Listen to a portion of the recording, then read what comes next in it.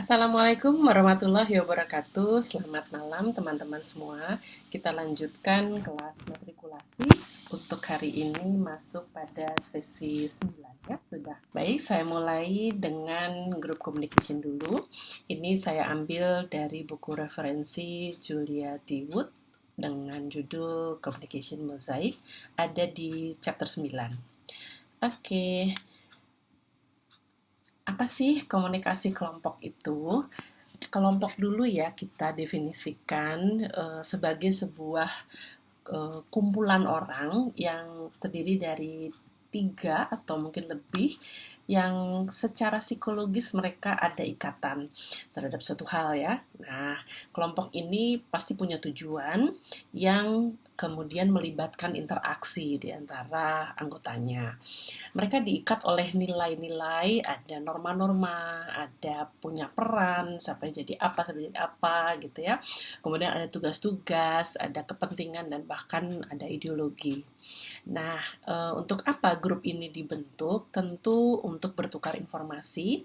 Mereka bisa saling menambah pengetahuan, ada sikap yang bisa diubah, perilaku yang juga diubah, bahkan menyangkut kesehatan jiwa ya. Jadi ini dikatakan kita sering punya grup atau kelompok itu bukan sekedar untuk menambah ilmu atau melakukan suatu tujuan yang besar atau yang penting banget gitu ya, tapi dalam arti supaya kita itu punya teman ngobrol, kita itu punya teman curhat gitu ya, sama-sama eh, merasakan ada suatu kesulitan misalnya. Jadi bukan untuk tujuan komersil, bukan untuk tujuan bisnis, tapi sekedar untuk ya itu disebut dengan kesehatan jiwa. Kalau kita nggak ngomong sama orang sehari aja kan mungkin rasanya gimana ya, lonely gitu. Jadi butuh kelompok, butuh teman ya, butuh grup. Bagaimana kita bisa saling bertukar pikiran dengan sesama anggota kelompok itu. Oke, nah ini yang kita akan bahas ya lebih lanjut. Jadi ada yang disebut sebagai kelompok primer dan sekunder. Kelompok primer itu yang tadi, yang akrab gitu, yang sifatnya lebih personal, yang nggak terlalu banyak aturan ya, tidak terlalu formal, tapi sangat menyentuh di hati gitu. Jadi ada kerjasama tetap, ada tujuan tetap, tapi sifatnya cair gitu ya. Biasanya kita sebut circle ya, di dekat lah gitu ya, orang-orang dekat dengan kita. Sifat komunikasinya dalam, jadi intens, bahkan sampai hal-hal pribadi mungkin kita bisa saling sharing dengan kelompok seperti ini, yang uh, hal-hal tersembunyi yang mungkin tidak kita katakan kepada kelompok lain gitu ya, pada orang lain. Kalau di dalam kelompok primer itu bisa saling terbuka. Pokoknya gue tahu deh jelek-jeleknya lo gitu ya. Ini sampai yang tersembunyi atau terdalam itu kita bisa share di dalam sebuah kelompok primer. Disebut sebagai backstage ya. Jadi perilaku yang kita cuman bilang pada suasana yang memang bersifat private gitu ya. Tapi lebih luas ini isi dari komunikasi yang disampaikan di dalam kelompok primer ini tidak ada batasan gitu ya. Jadi bisa ngomongin apa aja, bisa ngalur ngidul gitu, bisa nggak ada batasan gitu ya. Jadi bebas gitu. Nah, memang kelompok primer ini lebih menekankan pada aspek hubungannya ya. Jadi kelompok itu sendirilah yang menjadi suatu tujuan ya. Memang pengen pengen berkelompok, pengen punya grup, atau zaman dulu mungkin ngegeng gitu ya, anak-anak itu yang kita justru dengan berkelompok itu mendapatkan sesuatu. Isinya bisa mungkin yang receh-receh yang diomongin gitu ya, yang sifatnya sangat-sangat personal dan informal. Ya, langsung ya contoh kalau kita dengan teman-teman sekolah misalnya, kemudian ada ibu-ibu arisan misalnya ya, ada WA grup yang ya cuman isinya bisa saja nggak terlalu banyak ya, isinya cuma 3 orang, 5 orang, tapi teman-teman deket gitu, yang ngomongnya tuh ya yang nggak penting-penting tapi seru aja gitu. Kalau nggak buka WA grup kelompok ini tuh rasanya ada yang kurang gitu ya. Jadi sifatnya sangat cair gitu. Nah, kalau kelompok sekunder anggotanya sedikit tidak akrab tapi lebih formal gitu ya. Jadi misalnya kelompok di kantor gitu ya, ada atasan, ada rekan, atau bahkan mungkin sama customer, sama klien, sama government yang rada-rada jaim lah gitu ya, jaga image. Kita nggak ngomongnya tuh nggak yang asal gitu, jadi benar-benar ditata gitu ya, tidak tidak personal, tidak sampai menyentuh hati. Jadi sifatnya cuman ya yang untuk kerjaan-kerjaan gitu ya. Dangkal, tidak dalam, hanya terbatas pada tujuan kelompok itu dibuat gitu ya, menekankan pada aspek isi, bukan soal hubungan antar anggota kelompok itu ya. Jadi sifatnya formal dan non personal. Baik, ini sekedar perbedaan aja ya antara kelompok primer dan sekunder. Baik, di buku Wood juga dikatakan satu batasan lagi yang disebut tim ya. Jadi ada kelompok, ada tim, lalu ada organisasi. Seperti kelompok, tim itu juga ada interaksi di dalamnya, mereka juga saling tergantung, berbagi peran juga punya tujuan. Cuman bedanya dengan kelompok adalah kalau di tim itu terdiri dari orang-orang yang punya karakteristik dan keahlian khusus. Jadi emang suka buat untuk tim project gitu ya, yang isinya karena dia bisa bisa teknik, dia bisa hitung-hitung duitnya, dia bisa apalah macam-macam gitu. Jadi punya keahlian masing-masing. Sifatnya tentu menjadi seperti kelompok sekunder tadi ya, dibuat hanya untuk menyelesaikan sebuah project. Nanti kalau projectnya selesai bubar. Kalau kita kelompok primer kan biasanya teman-teman dekat atau mungkin saudara gitu ya, ya insya Allah sih selamanya ya kelompok primer itu bisa bertahan. Nah, tim ini bedanya lagi adalah dibuat untuk tujuan ya, untuk tujuan yang lebih formal. Ada ketergantungan besar di sana. Kalau sampai anggota tim itu tidak berfungsi atau tidak bisa berkomunikasi, itu bisa lumpuh gitu ya. Ada identitas bersama yang kuat yang harus diusung bersama ya. Kalau kelompok tadi bisa jadi nggak seketat ini gitu ya. Baik, itu batasan saja sedikit dari Wood. Dikatakan di buku ini ada satu definisi tentang tim ya. Oke, baik, sekarang kita lihat apa saja sih bentuk-bentuk kelompok yang ada gitu ya. Karena dengan mengenali bentuk-bentuk kelompok ini kita bisa melakukan komunikasi juga dengan berbeda ya. Baik, kelompok yang pertama biasanya yang tadi dikaitkan dengan sebuah project. Jadi project team ya, di kantor ada project untuk sosialisasi ini dan segala macamnya ya. Oke. Nah, ini pertama ya. Kemudian yang kedua ada focus group. Tidak dilakukan untuk menyelesaikan sebuah project, tapi memang untuk hanya membahas 1-2 topik gitu ya. Suka kita sebut focus group discussion gitu ya. Jadi ada diskusi kecil dalam satu topik ya, mengenai satu topik. Ketiga, brainstorm. Brainstorm ini sedikit berbeda, hanya menggali ide-ide dari para anggotanya ya. Jadi menggali ada masukan apa, ada saran apa, yaitu brainstorm group. Kemudian advisory, ini kelompok yang memang dibentuk untuk memberi, seperti arti katanya ya, memberi advice, memberi saran. Ya. Ini biasanya di level-level yang agak atas, itu ada dibentuk advisory group. Kelima ada quality improvement team ya, yang dibuat untuk melakukan perbaikan ya, perbaikan biasanya quality kalau di perusahaan sudah bagus tapi terus ada quality improvement terus gitu ya. Jadi ini kelompok-kelompok yang dibuat untuk ayo apalagi nih, kita bisa apalagi nih gitu ya. Dan terakhir decision making group, memang kelompok yang dibuat untuk ditugasi menjadi pengambil keputusan ya dalam setiap hal di sebuah organisasi atau di sebuah perusahaan misalnya. Jadi kita bisa bayangkan di dalam satu organisasi itu bisa ada kelompok-kelompok kecil gitu ya. Oke, nah kemudian ada sedikit nih untuk brainstorm. Ternyata ini contoh saja ya bagaimana penerapan komunikasi di dalam tiap kelompok itu. Di dalam brainstorm ini ternyata ada ya, dikatakan di buku itu ada rules-nya loh. Ini contoh saja bagaimana penerapan komunikasi di dalam bentuk-bentuk grup itu ya.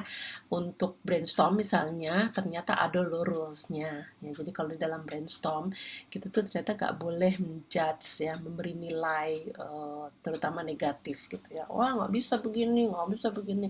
Justru namanya brainstorm group itu kita menggali semua ya, menerima semua pendapat gitu, yang tidak boleh atau belum ya, belum pada saatnya di dalam brainstorm group itu kita menilai benar atau salah ya. Nah, mengevaluasi atau menjudge saran orang yang muncul di dalam brainstorm group ini tidak boleh dilakukan baik verbal maupun non verbal ya, dikatakan tidak pada tempatnya lah seperti itu. Jadi memang kita record saja, kita catat saja semua ide yang masuk dari setiap anggota kelompok. Nanti kita baru putuskan gitu ya, pada mungkin tadi ada decision making groupnya gitu ya.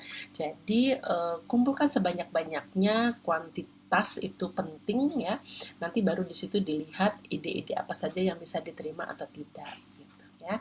Jadi justru brainstorm group ini membangkitkan kreativitas gitu ya, menggali kreativitas, setiap orang bisa menyampaikan pendapat, bahkan yang kadang-kadang hari ini atau saat ini terlihat crazy idea, tapi ternyata setelah ditimbang-timbang that's a good idea, bisa saja seperti itu ya. Baik, ini contoh saja bagaimana setiap kelompok itu punya tata cara atau aturan-aturan sendiri di dalam berkomunikasi. Baik, kemudian masuk ke dalam small group ya. Grup itu ada yang besar, ada yang kecil. Nah, ini ternyata kalau di small group punya kekhasan ya. Mereka itu punya cohesion, punya ikatan yang biasanya justru lebih kuat. Kalau di buku itu disebutkan contohnya kayak klub sepak bola ya, satu kesebelasan gitu atau satu tim gitu, itu cohesionnya tuh kuat banget gitu ya. Grup size-nya relatif lebih kecil, tapi dia punya power struktur yang berbeda gitu ya. Jadi ada perbedaan-perbedaannya. Nanti kita lihat. Kemudian pattern interaksinya itu juga sangat kecil, maksudnya sangat erat gitu ya, dan mengandung atau memiliki norma-norma yang boleh dan tidak boleh dilakukan di dalam sebuah small group. Oke, ini mengenai power. Oke, power di dalam sebuah kelompok ada 5 jenis power. Yang pertama reward power. Bagaimana seseorang itu bisa memiliki kekuasaan dalam memberi nilai-nilai gitu ya, ada perhatian, ada persetujuan, ada bahkan mungkin promosi kepada anak buahnya. Jadi disebut dengan reward power. Kemudian coercive power ini kekuasaan atau kekuatan, kemampuan lah ya untuk menghukum. Kalau yang tadi reward ya, memberi penghargaan, memberi penilaian yang baik ya. Kalau coercive itu justru menghukum. Jadi bagaimana seseorang punya power untuk mempanis anggotanya ya.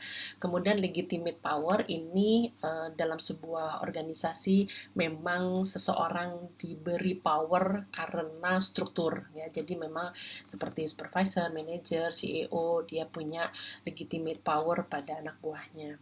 Kemudian expert power ini kekuasaan yang muncul karena kepandaian, keahlian, pengetahuan, pengalaman ya yang dimiliki oleh seseorang, Mungkin dia tidak terlalu punya legitimate power, dia staf biasa, tapi dia sangat ahli dalam satu hal.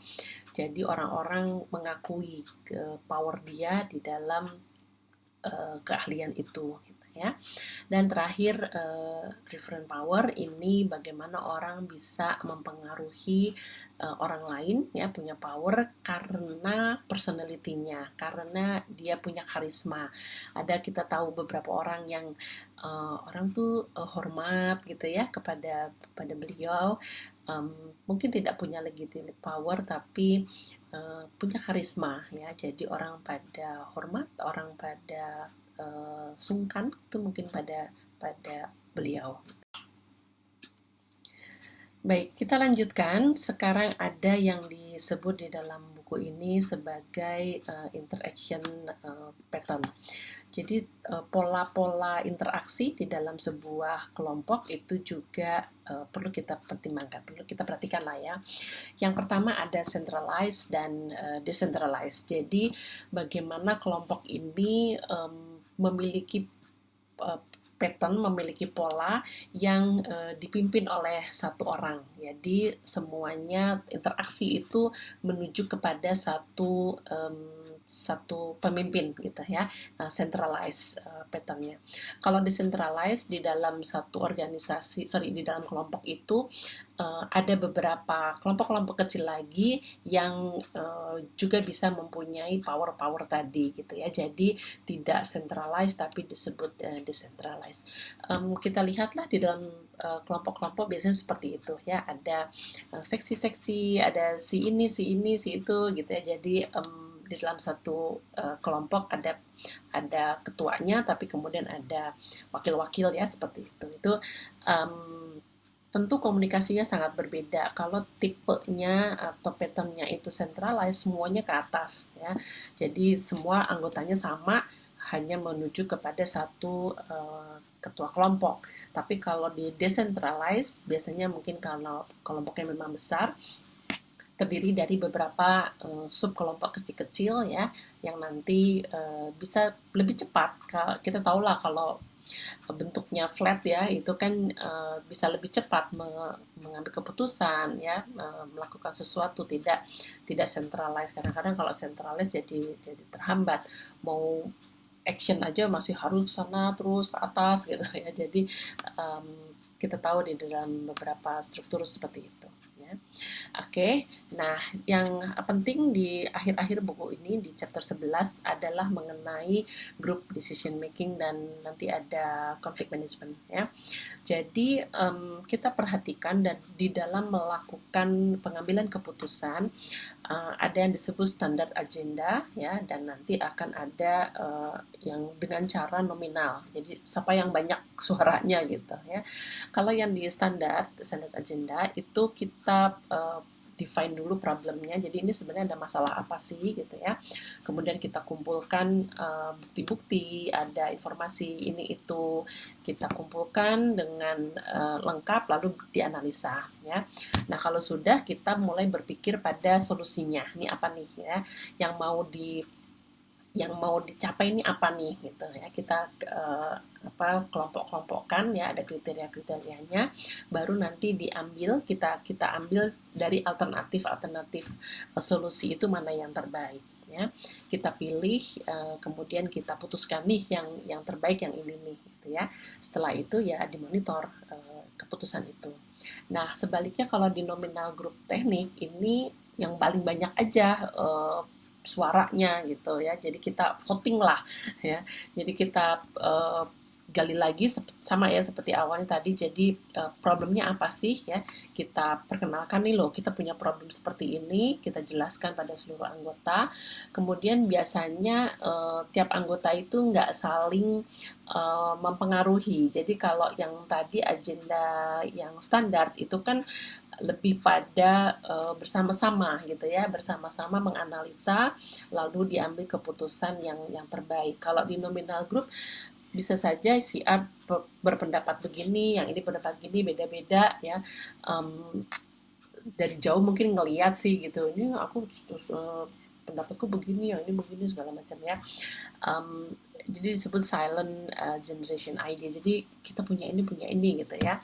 Nah, baru di sharing ini opsi-opsinya ya. Kemudian tetap ada diskusi, tapi titik akhirnya itu adalah dilakukan dengan voting ya. Voting kalau misalnya ada opsi 1, opsi 2 ya boleh, yang paling banyak alternatifnya ini, baru nanti ranking keduanya apa gitu ya. Ini contoh saja di dalam pelaksanaan pengambilan keputusan sebuah kelompok, cara kita berkomunikasi tentu terkait dengan teknik mana yang kita ambil ya. Yang pertama, diharapkan para anggota kelompok itu bisa berpartisipasi untuk membangun kelompok itu mencapai tujuannya. Selain para partisipan atau anggota kelompok itu, yang diharapkan juga tentu ada leadership, kepemimpinan yang baik. Ya. Dan yang terakhir, kalau sampai ada konflik bisa di manage, diatasi dengan baik. Ya. Baik, kemudian untuk lakukan komunikasi secara baik, kita lihat juga tipe-tipe ya, tipe-tipe komunikasi di dalam grup. Ada yang dibangun komunikasi itu dengan atau berdasarkan task, berdasarkan tugas-tugas. Jadi di sini dibuat dalam tabel ya, dicoba dijelaskan dalam tabel. Jadi ada ide-ide, ada mencari informasi, ada justru jadi saling ya, saling memberi dan menerima informasi sampai akhirnya evaluasi dan dianalisa informasi-informasi itu dalam konteks tugas gitu ya. Kemudian procedural communication ini ada establish agenda, ada membuat koordinasi, ada sampai mencatat progres-progres yang dilakukan oleh kelompok itu. Jadi secara prosedural itu juga diupayakan berjalan dengan baik. Ya. Nah, yang agak penting kalau menurut saya climate. Jadi setiap kelompok itu memiliki iklim, ya, iklim, suasana, komunikasi yang harmonis nggak nih? Apa nih kelompok ini suka berantem atau kelompok ini suka saling menjatuhkan ya antar anggotanya, itu kan punya iklim sendiri ya. Ada kelompok-kelompok yang terpaksa dilakukan tapi maaf jadi nggak rukun gitu, kelompok itu ada tapi nggak rukun gitu ya. Nah ini kan tentu disayangkan. Jadi bagaimana kita bisa menjaga kelompok itu tetap istilahnya tetap sehat ya dengan iklim yang baik, kita punya energi yang sama membangun kelompok itu mencapai tujuannya ya. Iklim ini penting sih, harus bisa dibangun dengan iklim yang baik gitu ya, kayak cuaca, jangan mendung hujan petir gitu ya. Jadi yang sejuk, sepoi-sepoi, nyaman, harmonis itu kan diharapkan dalam sebuah kelompok ya. Dan egocentric communication, aduh ini juga tipe komunikasi yang agresif gitu, yang tidak saling share informasi, saling negative thinking ya, ada dominasi pada 1-2 orang misalnya. Ya ini tetap ada ya kelompok-kelompok seperti ini yang komunikasinya tidak lancar gitu ya. Oke, mudah-mudahan kita bisa memperbaiki. Nah, langsung saja pada konflik yang terjadi terkait dengan komunikasi, kita bisa bedakan dengan 5 konflik ya akibat miscommunication. Yang pertama distorted. Memang pesan yang disampaikan di dalam sebuah kelompok itu diubah secara sengaja, diubah secara salah. Atasan mengatakan seperti ini atau teman lain mengatakan seperti itu, lalu disampaikan kepada anggota kelompok yang lain itu diubah ya, diubah yang mungkin sih tidak sengaja tapi emang salah gitu. Jadi disampaikannya dengan tidak tepat ya. Kemudian misunderstood, ini salah paham saja, salah mengerti ya. Kalau resisted itu ditolak, saya nggak mau nerima pesan itu gitu ya. Kalau yang tadi kan diubah nih ya, yang distorted itu diubah, misunderstood emang salah salah paham, salah mengerti. Kalau resisted itu nggak mau, saya nggak mau terima info itu, nggak, ya. Mungkin memang karena tidak setuju. Neglected itu diabaikan ya, jadi apa namanya? eh, Diterima tapi diabaikan, dicuekin ya, nggak diperhatiin dan lost atau hilang. Jadi misalnya nggak sampai, WA-nya nggak nyampe, emailnya nggak nyampe atau apapun ya. Baik, nah di dalam mengatasi konflik ini ada tiga tipe konflik style. Kita lihat ada mulai avoiding, accommodate, sampai collaboration ya. Boleh kita lihat kalau avoiding itu bagaimana setiap anggota kelompok saling menghindar, avoid ya. Jadi nggak mau diskusi, nggak mau saling tukar pendapat, menghindar aja. Yuk kita ngomongin ini masalah ini, nggak deh gitu ya. Jadi nggak mau konflik. Mungkin disebabkan karena pernah dicoba melakukan diskusi tapi tidak ketemu hasil, malah yang ada ribut berantem kayak gitu ya. Jadi akhirnya anggota kelompoknya memilih lebih baik avoid ya. Nah, saya uh, simbolkan kondisi-kondisi konflik style ini dalam angka ya. Kalau avoiding itu 0, 0. Jadi saya atau anggota kelompok yang sebagian ini gak dapat apa-apa, yang lain juga gak dapat apa-apa. Namanya avoid kan, jadi nggak ketemu gitu ya, nggak ketemu hasil, nggak solve problemnya gitu. Jadi semuanya zero gitu ya, yang ini nggak mau kerja, yang ini juga gini, jadi ya udah gitu, nggak maju akhirnya kelompoknya ya. Nah kalau accommodate itu yang satu mengalah, yang satu menang. Udah deh, gini aja, gini ya sudah diterima gitu ya. Yang satu mengalah, yang satu menang. Nah ini perlu dilihat mengalahnya karena apa, menangnya karena apa. Jadi tidak memaksakan kehendak gitu ya. Jadi memang perlu ada hal-hal yang diperhatikan juga. Tapi kondisinya accommodate itu satu menang, satu kalah ya. Kalau competition sebaliknya, saya kalah. Jadi tadi accommodate gitu ya. Kalau bayangkan saya dengan Anda, saya kalah, Anda menang. Kalau competition, saya menang, Anda kalah. Ya, 1-0. Nah, mulai agak, ini yang tiga awal ini agak kurang baik ya, konflik style yang kurang baik. Mulai dengan compromise, ini sudah mulai baik. Tapi masih 50-50, disebutnya ya setengah-setengah. Jadi ada yang merasa masih belum puas dengan uh, keputusan yang diambil. Kok gini sih, kok gitu sih, aku kan sebenarnya gini, yang gini gitu ya. Jadi masih ya udah deh, kompromi aja deh gitu ya. Tapi sebenarnya ada hal yang belum belum tercapai ya. Nah, yang baik di dalam konflik style itu kita berupaya menciptakan collaboration. Jadi saya pengennya apa, Anda pengennya apa. Sama-sama dipenuhi, kita ambil solusi terbaik yang bisa mengakomodir keinginan kedua belah pihak gitu ya. Contoh deh kalau misalnya apa ya? Beli pizza ya. Ada orang beli pizza, bagi dong gitu ya, enak aja gue yang beli ya, aku juga lapar dong, mau dong ya. Kalau dia tetap mengambil pizzanya, mesti nggak berbagi, ya sudah saya kalah, dia ambil pizzanya ya. Tapi kalau pokoknya ini untuk saya bla bla bla gitu ya, nah ini kita yang menang, dia nol ya, tentu tidak baik. Kalau kompromi pizzanya dibagi dua ya, ya udah di separuh separuh ya.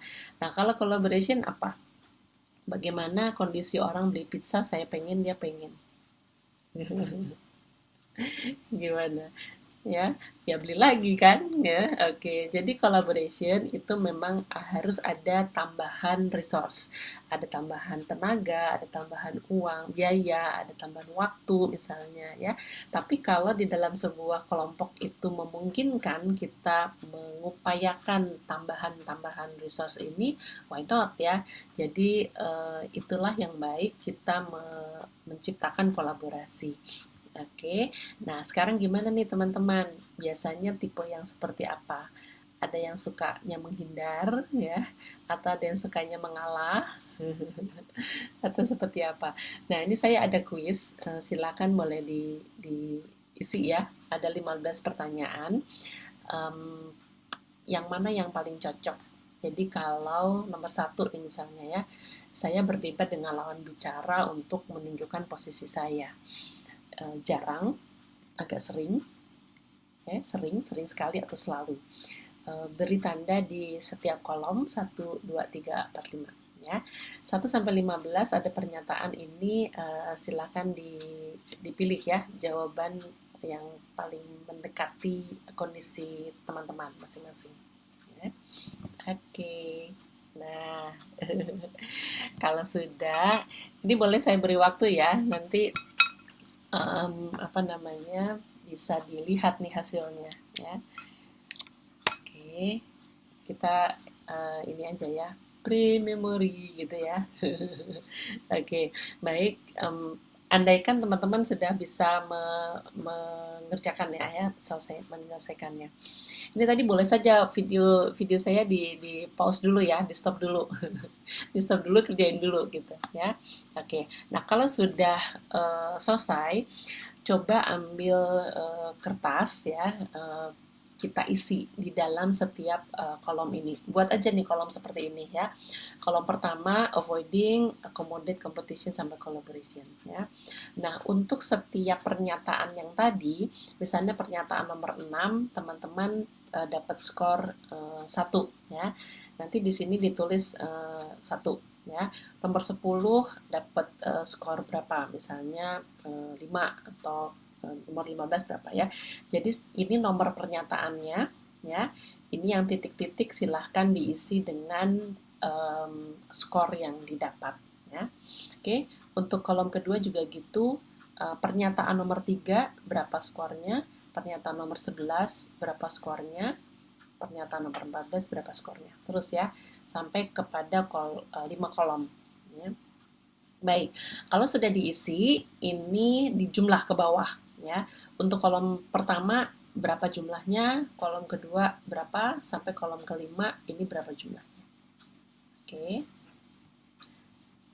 Baik, ini boleh sambil di ini ya, boleh sambil dihitung, nanti boleh di pause saja video ini. Dilihat setelah dijumlah, dilihat mana kolom yang paling tinggi angkanya. Misalnya, jadi kita akan dapat angka paling rendah dalam tiap kolom ini 1 kali 3 ya, berarti paling rendah itu 3 ya. Atau kalau paling tinggi berarti 15 ya. Nah, adakah kolom yang lihat kolom yang paling tinggi nilainya ya, bisa saja sampai 15 ya, misalnya 15-nya saya ada di compromise, atau 10 yang paling tinggi adalah angka 10, saya ada di kolom competition misalnya ya.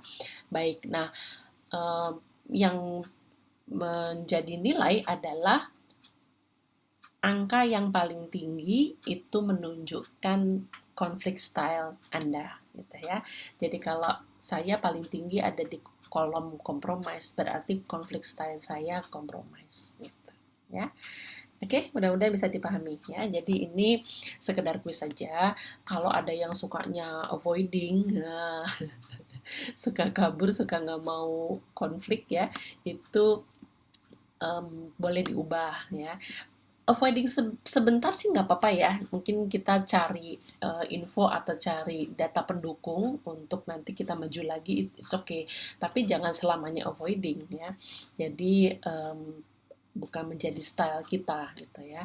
Yang baik tentu collaboration. Ini butuh creative thinking juga sih ya, bagaimana menghadapi suatu problem itu kita bisa berikan solusi yang baik yang bisa memenuhi semua keinginan para anggotanya ya. Tentu tidak mudah tapi bisa dilakukan.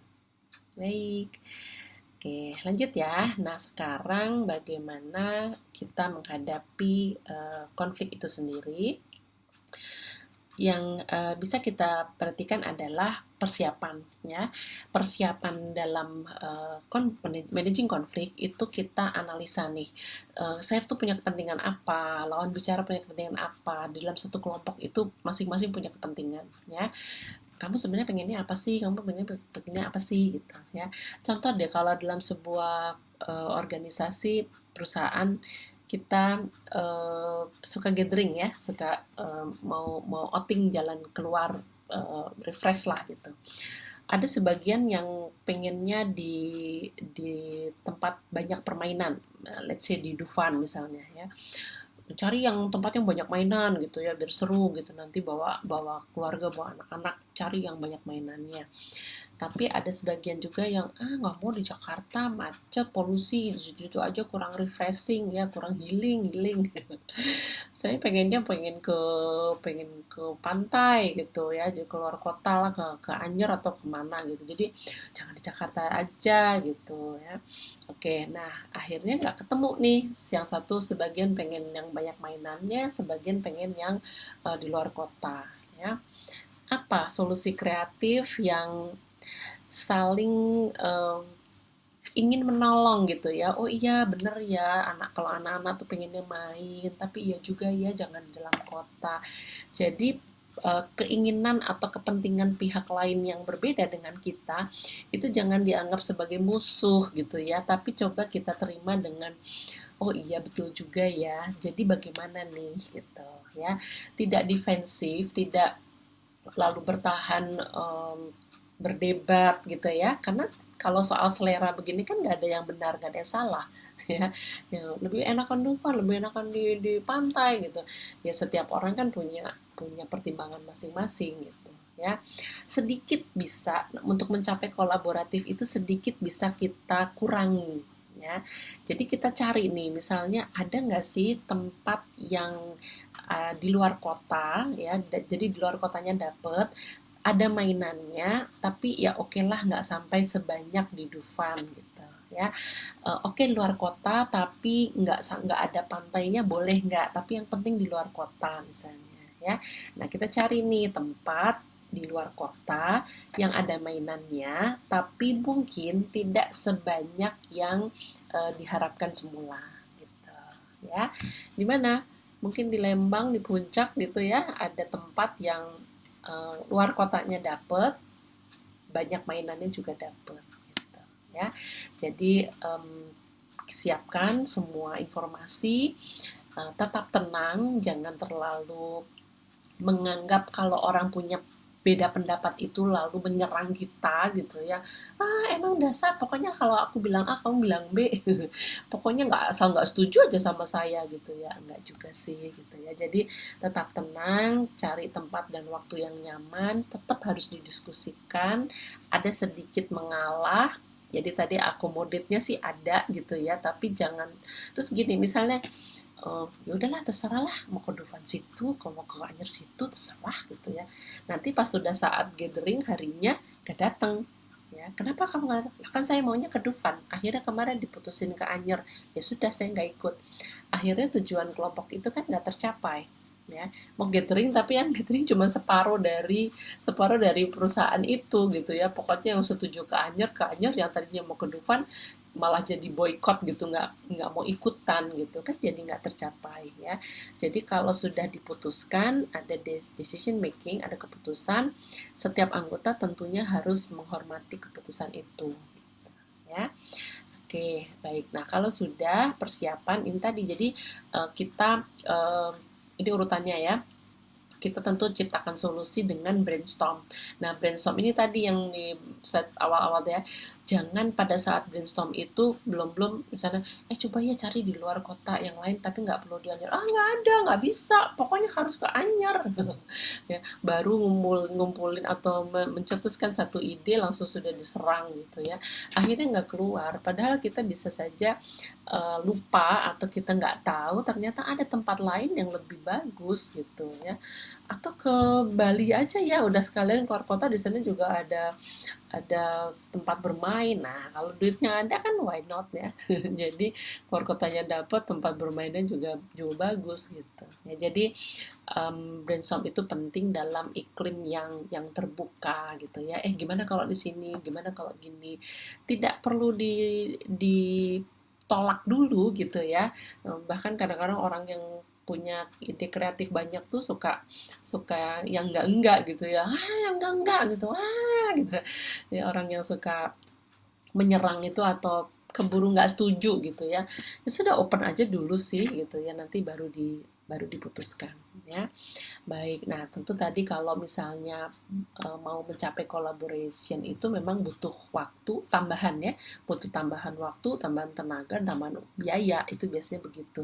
Tapi hasilnya jadi bagus gitu ya. Oke, ini untuk managing konflik ya. Nah, kemudian kita lihat di sini di akhir di dalam proses ini tentu kita confirm ya, confirm gimana? Sudah kita buka semua nih ya, sudah kita putuskan begini, gimana menurut Anda? Ya, apakah setuju? Gimana? Oke, gitu. Jadi jangan sampai ada yang masih ngedumel, jangan sampai ada yang masih nggak setuju, gitu ya. Ajukan pertanyaan, confirm lagi. Ya kalau perlu ada nego tadi ya, negosiasi tadi, dan akhirnya kita putuskan dengan eh, sepakat gitu ya, sepakat. Oke, nah di sini kadang-kadang ada nih kepribadian yang juga perlu kita perhatikan. Orangnya udah keburu ngambek, orangnya udah keburu marah, ya udah sih gitu ya. Jadi kita em, tetap suasananya diupayakan hasil akhirnya baik gitu ya. Perlu maklum sih banyak orang. Oke, mudah-mudahan itu cukup ya bahasan kita tentang group communication. Sebenarnya kurang lebih sama, mulai dari decision making dan managing konflik itu kebawa juga di organization ya. Nanti bukunya bahasannya juga terkait itu sebetulnya. Kalau di organization saya ada tambahan satu buku lagi dari Catherine Miller, ini tentang khusus tentang organizational communication ya. Baik, apa sih organisasi itu ya? Kalau tadi kan ada grup, ada tim ya.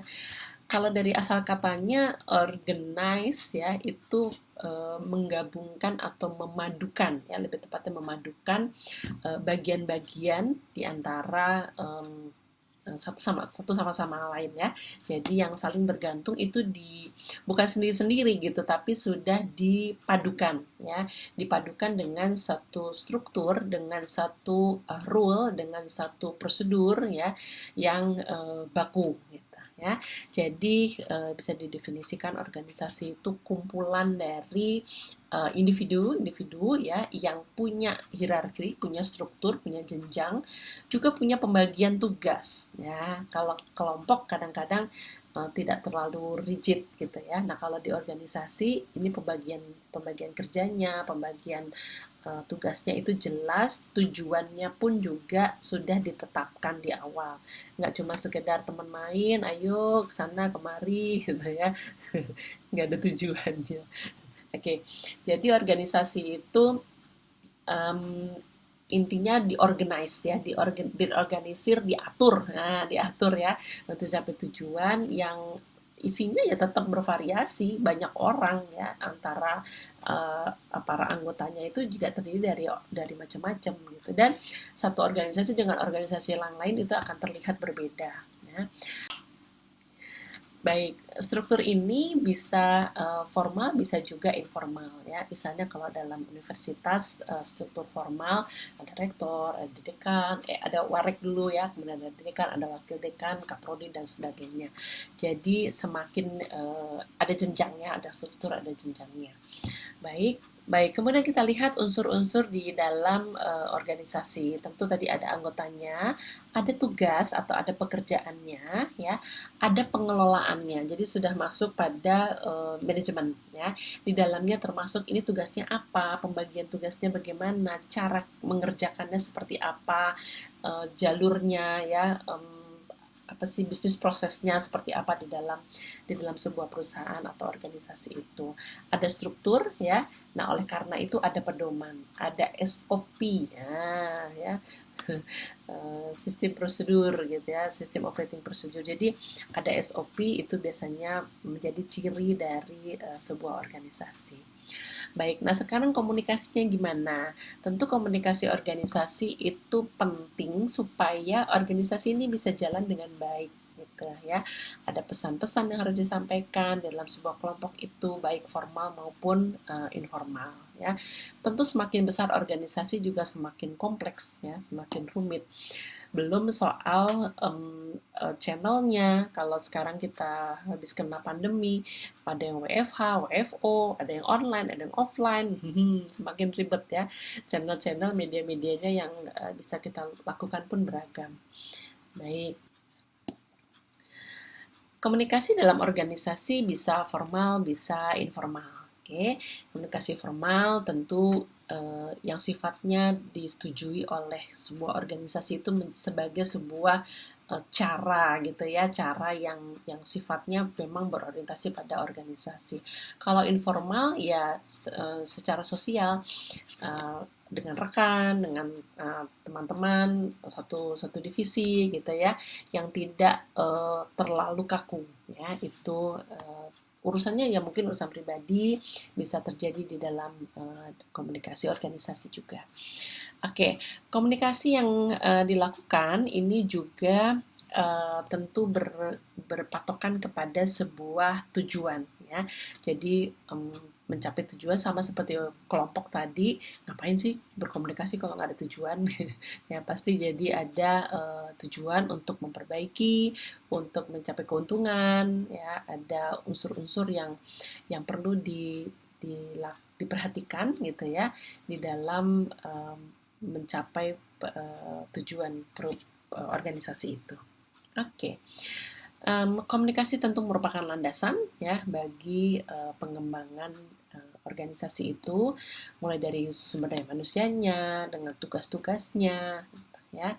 Ini syarat sih dalam sebuah organisasi ya. Oke, itu basic lah ya, mungkin teman-teman dengan mudah bisa memahami. Nah, sekarang yang penting nih ada pendekatan-pendekatan ya. Oke, kita lihat satu persatu ya. Yang pertama, classical approaches. Ini mulai dari revolusi industri zaman dulu banget. Saya bisa tunjukkan ininya ya, sejarah industri mulai dari 1.0 sampai 5.0 ya. Jadi waktu zaman dulu banget itu ada ketemu mesin uap, itu kan menggantikan semua pekerjaan manusia ya. Jadi mulai dari yang dulu manual dilakukannya, kemudian begitu ada mesin uap digantikan ya. Revolusi industri lah waktu zaman abad ke-18 ya. Nah, itu kan membuat semua perusahaan industri pada saat itu berubah ya. Yang dulu dikatakan orang-orang itu banyak berperan ya, lalu kemudian digantikan dengan mesin kan jadi berubah ininya cara kerjanya sampai termasuk pada cara berkomunikasinya ya. Kinerja orang itu dinilai dari seberapa kapasitas produksi yang dihasilkan mesin yang dikerjakannya. Jadi orang juga seolah-olah dianggap sebagai mesin ya. Kurang ada sisi humanis pada saat itu ya. Jadi kayaknya kayak kaget gitu. Wah, ini ada mesin nih gitu ya. Kalau nggak bekerja dengan baik itu dianggapnya kurang. Jadi classical approach ini banyak dikritisi karena komunikasi di dalam organisasi itu sifatnya kaku, formal, semua dihitung dengan kuantitas, dengan uang gitu ya, dengan produksi. Orang itu dianggap sebagai mesin gitu ya. Jadi udah nggak ada human touch gitu. Sebenarnya ini nggak cuma di zaman abad ke-18. Kalau kita lihat di pabrik-pabrik sekarang pun masih ada yang seperti itu. Ya, jadi saya pernah lihat pabrik printer ya di Cikarang. Yang satu pabrik tuh 6.000 orang ya. Semuanya bekerja seperti mesin gitu. Ya memang mereka mengerjakan pakai mesin ya, tapi kayak udah kayak robot gitu, kayak robot gini gitu. Datang pagi kerja, istirahat cuman sebentar, ada sih 1 jam, tapi maksudnya nggak bisa nggak kayak santai-santai gitu, nggak ada. Bagus sih gitu ya, tapi nggak ada human touch saya bilang gitu ya. Jadi unsur humannya itu sedikit sekali gitu ya. Itu yang kalau namanya bayangin 6.000 orang dalam satu pabrik, makan juga diatur setengah jam. Kalau dia dapat giliran istirahat setengah 12, dimulai dari setengah 12, itu jam 12 udah harus selesai makannya, kemudian mereka bisa sholat atau mengerjakan yang lain.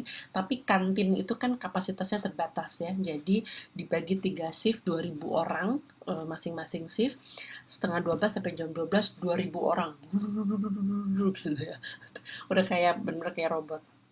Nanti jam 12 shift kedua, 12 sampai jam setengah satu, 2.000 lagi, setengah satu sampai jam satu, 2.000 lagi, gitu ya. Makan tuh udah nggak ada tuh yang ini ya. Ya dalam setengah jam itu bener-bener harus dimanfaatkan. Semuanya serba serba kayak robot gitu ya. Menunya kan sudah disediakan di kantin pabrik ya. Ini ambil sini terus semuanya harus, pokoknya udah kayak mesin lah. Saya bilang, saya ngelihat situ sampai takut kalau salah, ini baki dibawa kemana gitu ya. Waktu itu benar ada pelatihan di sana, ditemenin sih sama orang HR, tapi saya tuh sampai ini gini gitu ya.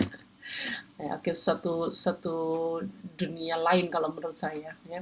Bayangkan itu 6.000 orang, jadi benar-benar sangat mekanis gitu ya, sangat nggak ada tuh apa namanya, komunikasi yang informal, yang ya mungkin ada tapi nggak terlalu terlihat gitu ya. Baik, nah kemudian ini masih cerita tentang revolusi industri ya.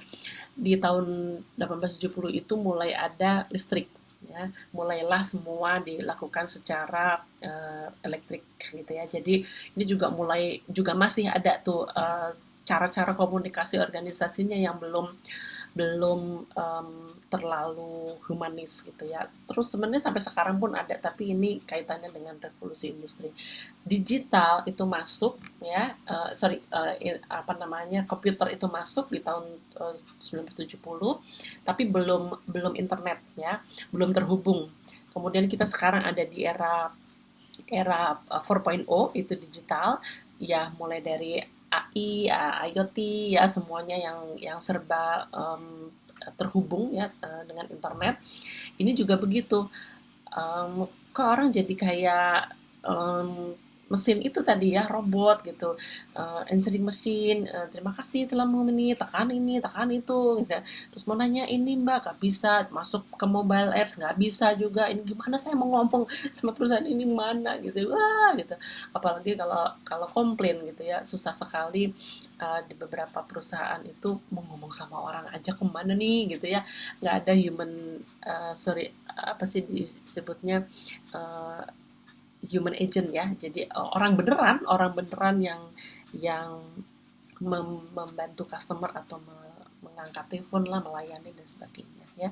Nah ke depan, masa depan, mudah-mudahan kita um, berada dan bisa dalam era industri 5.0 ya. Jadi yang memanusiakan manusia gitu ya. Oke, saya nggak anti gadget, bener-bener sangat terbantu.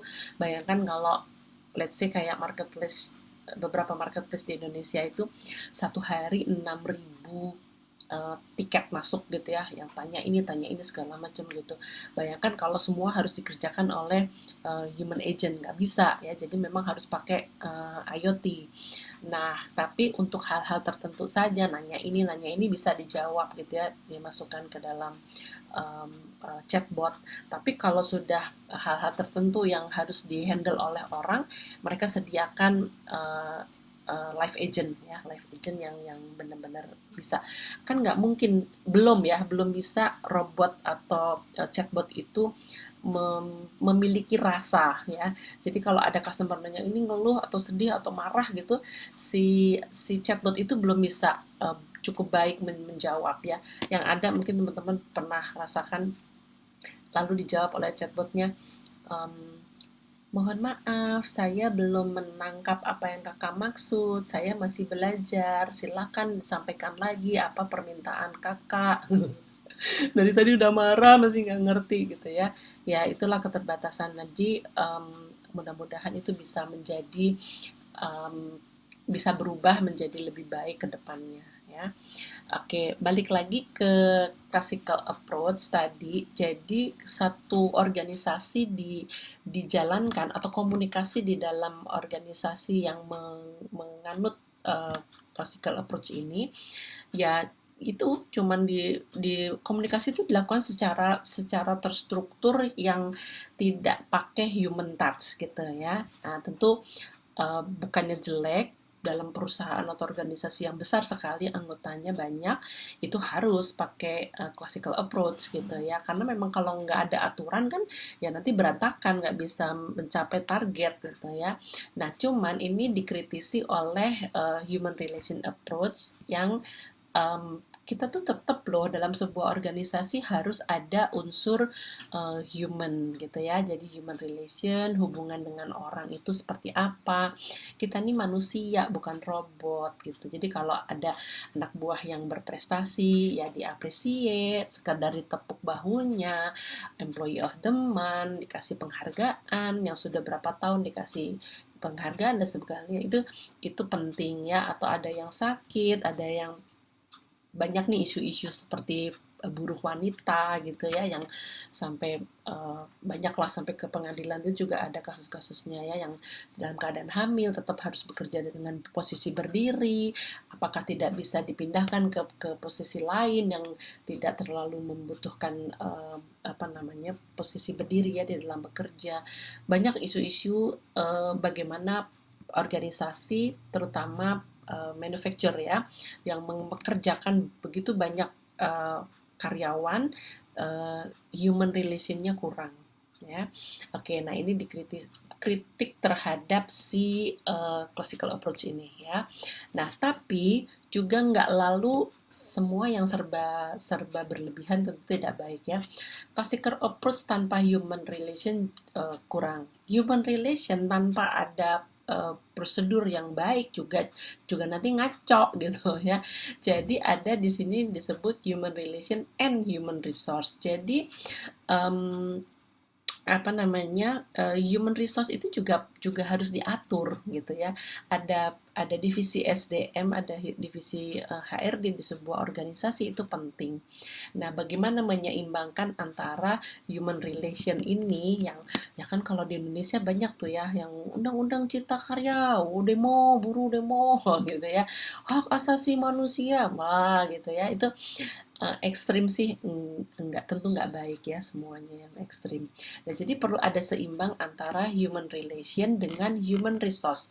Setiap karyawan atau anggota organisasi itu juga harus mencapai tujuannya, nggak terus ngasal gitu ya. Jadi perlu ada keseimbangan antara kedua hal ini.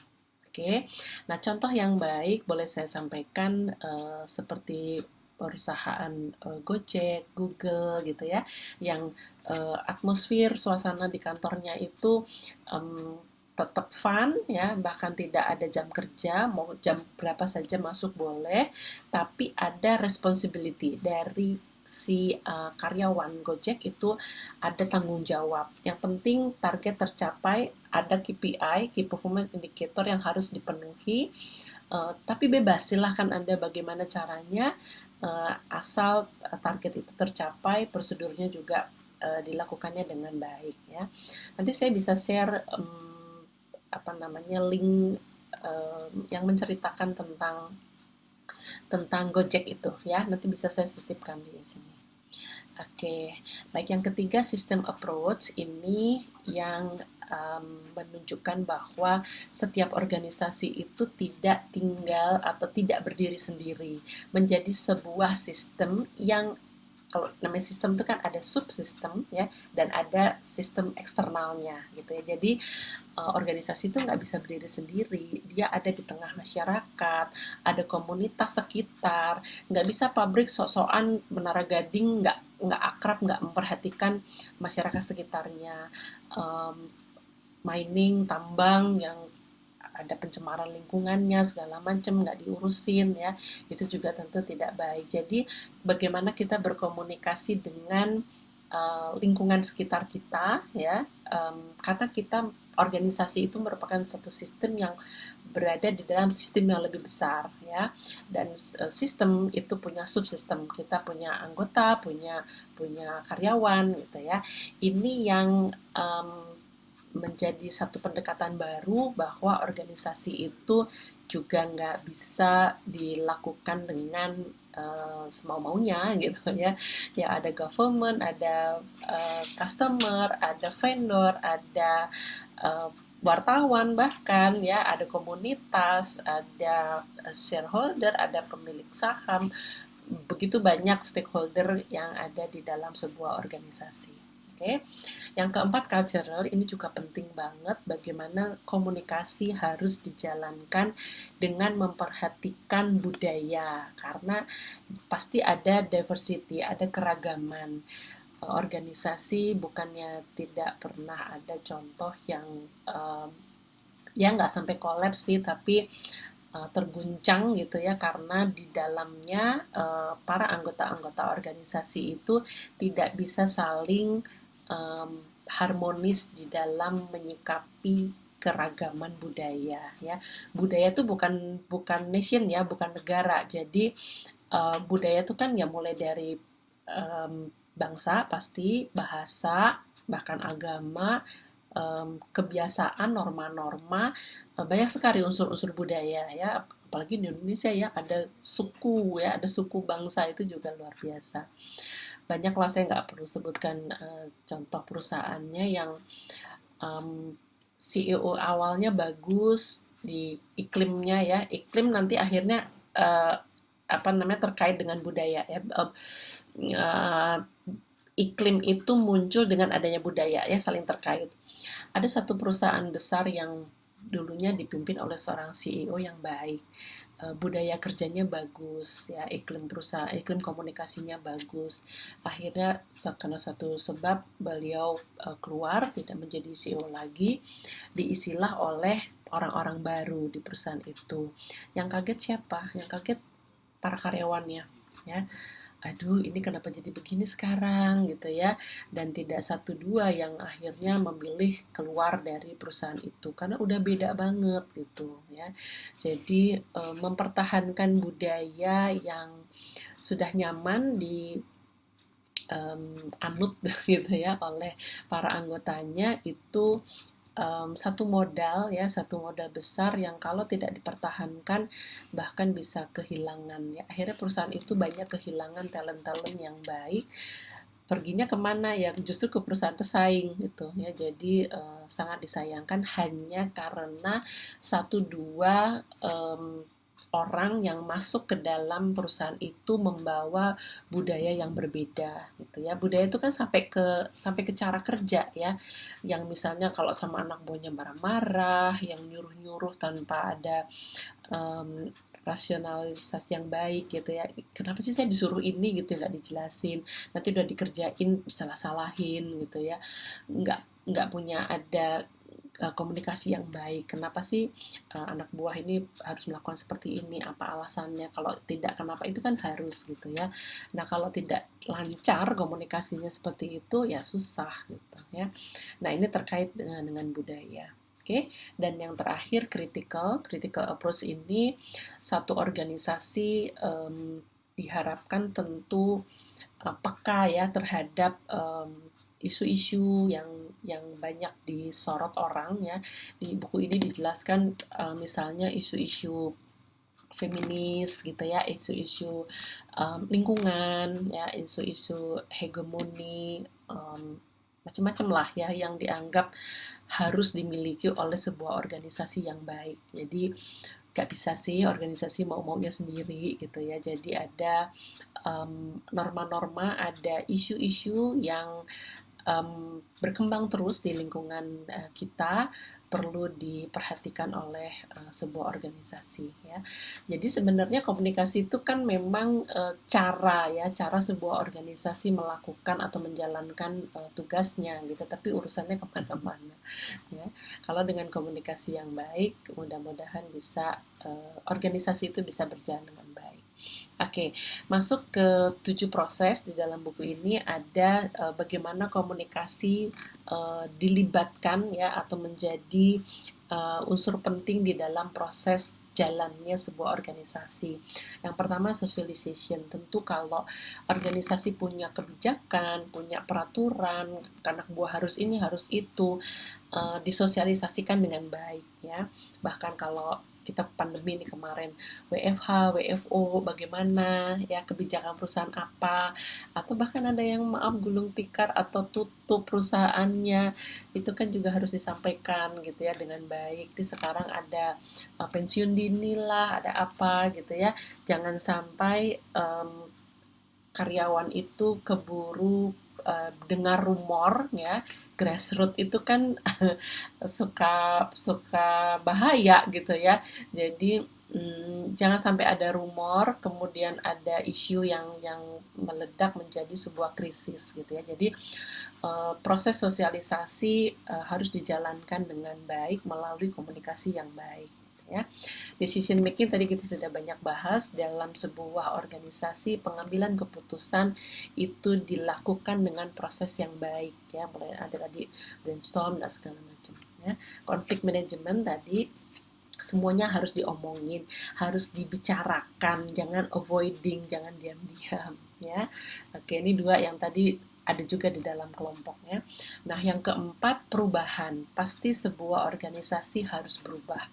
Jangan, saya suka bilang jangan jadi dinosaurus ya, di Jurassic Park saja. Jadi perusahaan, organisasi itu pasti berubah ya. Nah, oleh karena itu komunikasi membantu membuat perubahan ini berjalan dengan smooth, berjalan dengan mulus, gitu ya. Perubahan apa saja? Kalau sekarang kita banyak banyak diterpa dengan perubahan digital ya, disruptif, tapi tentu akan menjadi sebuah kebaikan ya. Jadi disruptif. Wah, sekarang harus pakai Zoom, sekarang harus online, sekarang harus begini-begini ya.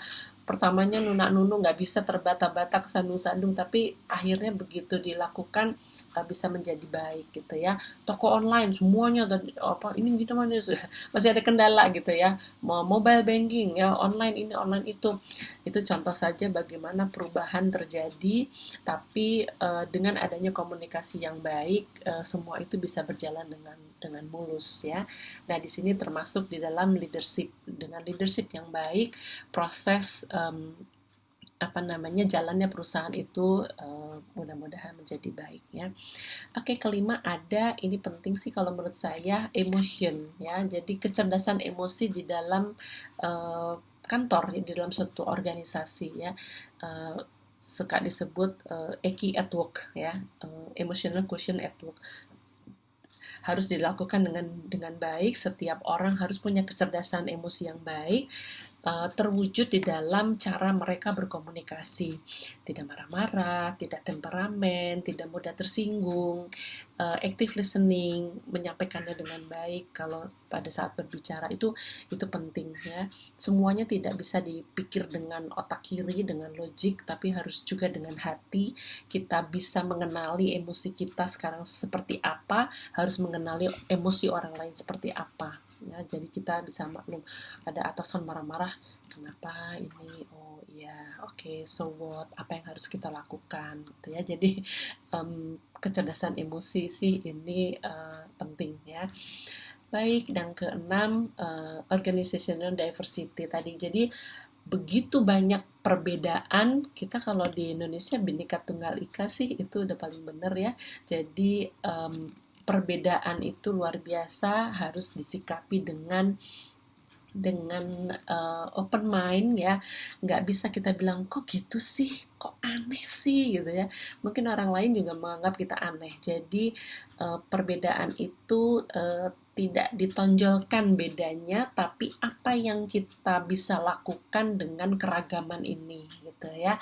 Kalau nggak mau melakukannya dengan terbuka, ya nggak jalan nanti. Kok dia gitu sih, kok dia begitu sih gitu ya. Ya sudah, kita pilih mana gitu. Tidak perlu sibuk memikirkan kekurangan atau keburukan orang lain ya, dalam arti berbeda tadi. Kok dia kok begini sih gitu ya. Nggak sama nih seperti saya gitu ya. Pakai kacamata saya gitu. Kalau sibuk melihat perbedaan orang lain, kita jadi nggak kerja gitu ya, kita jadi nggak jalan. Jadi lebih baik ya sudah diupayakan, kalau bisa Anda jangan begini, kalau bisa ayo kita begini ya. Tapi kalau nggak bisa ya sudah, nanti seleksi alam ya, biasanya yang nggak sejalan dengan kinerja organisasi ya biasanya menyingkir gitu ya, pasti ada waktunya. Nah itu dilakukan dengan open mind, dengan terbuka, apa yang bisa kita lakukan. Intinya tidak melihat perbedaan itu sebagai hambatan, tapi apa yang bisa kita lakukan ya, action oriented aja, bukannya kalau kita sibuk dengan mempermasalahkan perbedaan, akhirnya jadi nggak kerja gitu ya. Nah, sebatas mana kita bisa memaklumi, yaitu pilihan. Apakah kita memilih untuk diam juga, tidak bekerja gitu ya, sibuk mikirin perbedaan itu ya, ya akhirnya nggak maju gitu ya. Pilihan aja bagi kita ya, tentu ditimbang-timbang.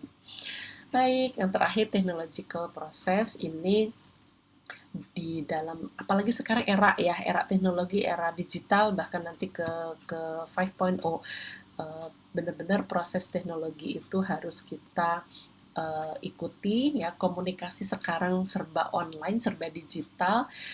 Saya juga Gen X yang bermigrasi ya, digital migran saya itu apa namanya, bukan digital native ya, yang teman-teman yang generasi Y atau Gen Z itu uh, digital native ya. Kalau uh, saya yang harus menyesuaikan nih ya.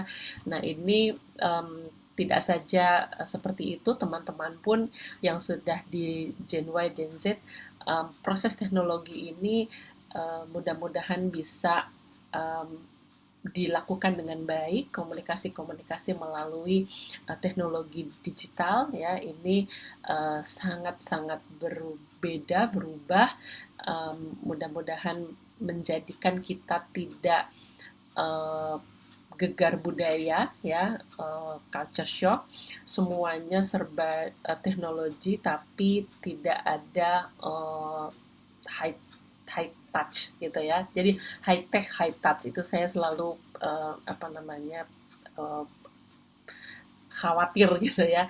Karena sudah dari dulu sebenarnya John Nesbitt itu kan bilang ya, high tech high tech high touch gitu. Jadi digital tapi proses ini harus berjalan dengan mulus. Kita tetap manusia kok, yang punya rasa, punya emosi ya. Sisi itu yang jangan sampai dihilangkan ya. Baik, nah terakhir ada downward, ada upward, dan ada horizontal ya.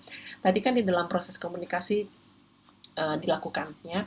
Jadi kalau downward itu kita tahu dari arti katanya, bagaimana seorang pimpinan bisa menyampaikan instruksi kerja dengan jelas gitu ya. Jadi ada job instruction supaya semua pekerjaan di dalam satu organisasi itu berjalan dengan baik.